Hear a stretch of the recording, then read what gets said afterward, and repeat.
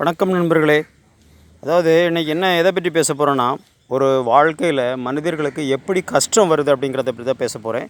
இந்த செடி என்ன தெரியுமா? இது கரும்புலேருந்து ஆரம்பித்து போகிறேன்.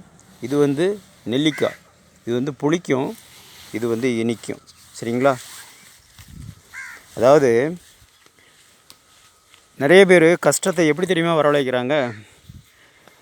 தன்னோட குழந்தைங்கள தனியார் ஸ்கூலில் படிக்க வைக்கிறது. ஃபஸ்ட்டு தனியார் ஸ்கூலில் படிக்க வைக்கும்போது என்னென்னா, ஃபஸ்ட்டு கஷ்டம் நமக்கு உருவாகுது தனியார் பள்ளியில் படிக்க வைக்கும்போது. ரெண்டாவது கஷ்டம் எப்படின்னா, ஆடம்பரமான வாழ்க்கை. அதாவது நம்ம தனியார் ஆஸ்பத்திரிக்கு போக மாட்டோம், அரசாங்க ஆஸ்பத்திரிக்கு போக மாட்டோம், தனியார் ஆஸ்பத்திரிக்கு தான் போவோம். தனியார் ஆஸ்பத்திரி ரெண்டாவது செலவு. ஏன்னா இது எதுக்காக சொல்ல வரேன்னா, இது எல்லாமே நமக்காக அரசாங்கம் வச்சுருக்கு. ஏன்னா நம்ம நிறைய வரிகள் கட்டுறோம் அரசாங்கத்துக்கு. ஒவ்வொரு பொருள்லேயும் நமக்கு வரி இருக்குது. சரிங்களா? ஒவ்வொரு பொருள்லேயும் நமக்கு வரி இருக்குது. அதனால் அந்த வரி மூலமாக தான் இந்த இதுகள்லாம் நடக்குது. அதான் அரசாங்க பள்ளி, அரசாங்க ஹாஸ்பிட்டல் எல்லாமே நம்மளோட வரி பணத்தில் தான் நடக்குது. ஆனால் அதை தவற விட்டுறோம். சரிங்களா? அதை நம்ம தவற விட்டுறோம். இதனால தான் நமக்கு கஷ்டம் உருவாகுது. ஃபஸ்ட்டு என்னென்னா, நம்ம அரசாங்க பள்ளி நிராகரிச்சிடுறோம், அரசாங்க ஹாஸ்பிட்டலில் நிராகரிச்சிடுறோம். அடுத்தல நமக்கு ஏதாவது அரசாங்கம் சார்ந்த விஷயங்கள் ஏதாவது பண்ணணுன்னா அதுக்கு நம்ம லஞ்சம் கொடுக்குறோம். இல்லைங்களா? இப்படி ஒவ்வொரு விஷயத்துலையும் நமக்கு ஆடம்பரங்கள் அதிகமாகிடும். அது இல்லாமல் பிறகு நிறைய பேர் என்ன பண்ணுறாங்கன்னா, 2 வீலர் லோனு அது ஒரு ஆடம்பரம், காரு லோனு இது ஒரு ஆடம்பரம். இப்படி ஒவ்வொரு வகையிலையும் நம்ம செலவை உயர்த்திட்டு வரோம், செலவை கூட்டிகிட்டு வரோம். செலவை கூட்டும்போது என்னென்னா, வீட்டில் பிரச்சனைகள் அதிகமாகிடும், கஷ்டங்கள் உருவாகிடும். இப்போது முன்னால் உள்ள காலங்களில் இப்போ நான் கூட அரசாங்கம் சார்ந்த ஒரு பள்ளியில் தான் படித்தேன். ஆனால் அரசாங்கம் முழுசாக அரசாங்கம் இல்லை, அரசாங்கம் மாதிரி தான். அதாவது சர்ச் மேனேஜ்மெண்ட் ஸ்கூலில் படித்தேன் நான். எல்லோரும் இதேமாரி எனக்கு முன்னால் உள்ளவங்க பின்னால் உள்ளவங்க இப்போவும் படிச்சுட்டு தான் இருக்காங்க.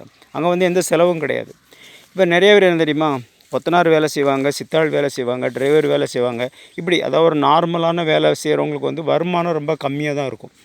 அவங்க ஒரு கௌரவத்துக்காக மற்றவங்க அவங்க பிள்ளைங்கள ப்ரைவேட்டு ஸ்கூலில் சேர்த்துருக்காங்க, யூனிஃபார்ம் போட்டு ஷூ போட்டு அந்த பிள்ளைங்க போகுது, நம்மளும் சேர்ப்போம்.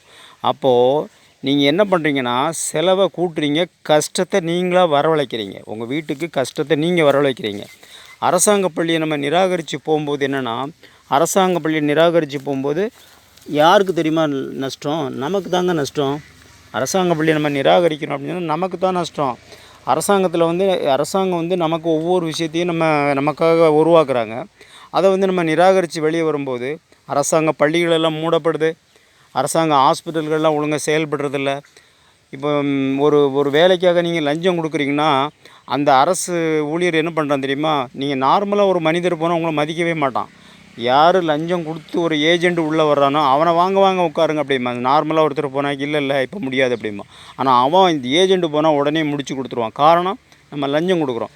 இப்படி ஒவ்வொரு வகையிலையும் அரசாங்கத்து பொருளை அரசாங்க வேலைக்காரங்களை வேலை வாங்குறதில்ல, நம்ம அரசாங்க ஸ்கூலை மதிக்கிறதில்ல. அப்போ அவங்களையும் நம்ம விட்டுறோம். அப்போ அவங்களும் ஃப்ரீ ஆகிடுறாங்க. அரசாங்க ஸ்கூல்லாம் பார்த்திங்கன்னா நிறையா இடங்களில் போய் பாருங்கள், அவங்களாம் ஃப்ரீயாக இருப்பாங்க. எப்போ வர்றாங்க எப்போ போகிறாங்கன்னு நமக்கே தெரியாது, அவங்களுக்கு மட்டும்தான் தெரியும். இஷ்டத்துக்கு வருவாங்க, இஷ்டத்துக்கு போவாங்க. அந்த மாதிரிகள்லாம் நிறையா ஸ்கூல் ஆரம்பிச்சிச்சு. காரணம், நம்ம வெளியே வந்துடும், நம்ம அரசாங்கத்தை நம்ம பயன்படுத்துறதில்ல. அப்படிங்கும்போது அவங்களுக்கு அரசாங்க ஸ்கூலில் வேலை செய்கிறவங்களுக்கு ஒரு பயம் இல்லாமல் போயிடுச்சு. அதேமாரி அரசாங்க ஹாஸ்பிட்டல்லையும் அதேமாரி தான். அவங்க நம்ம ப்ரைவேட்டுக்கு போகும்போது அவங்க ஃப்ரீ ஆகிடுறாங்க. அவங்க நினச்சா வேலைக்கு வருவாங்க, நினச்சா வரமாட்டாங்க, இஷ்டத்துக்கு வருவாங்க, இஷ்டத்துக்கு போவாங்க. இப்படி ஒவ்வொரு விஷயத்தையும் நம்மளும் கஷ்டப்படுறோம். நம்ம கஷ்டப்படுறது இல்லாமல் அவங்க ஃப்ரீ ஆகிக்கிறாங்க. இப்போ அரசாங்கத்தில் பாருங்கள், அவங்களுக்கு ஃபுல் சம்பளம். நம்ம போனாலும் சரி போகட்டாலும் சரி, நம்ம அரசாங்க பள்ளியை பயன்படுத்தினாலும் சரி பயன்படுத்தாலும் சரி, டீச்சர் வாத்தியர்களுக்கு சம்பளம் தான். அரசாங்க ஹாஸ்பிட்டலில் வேறு அவங்களுக்கு சம்பளம் தான். அரசு ஊழியர்களுக்கு எல்லாருக்குமே அவங்களுக்கு நார்மலாக சம்பளம் போயிடும். பாதிக்கப்படுறது யார் தெரியுமா? நம்ம தான்.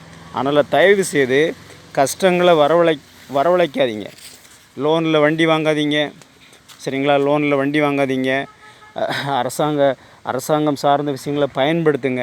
அப்படிங்கும்போது நம்மளோட கஷ்டங்கள் வராது. கஷ்டம் இல்லாமல் வாழ்வதற்கு இது ஒரு சிறந்த வழியாக இருக்கும். பிடிச்சிருந்தால் லைக் பண்ணுங்கள், ஷேர் பண்ணுங்கள். நன்றி, வணக்கம்.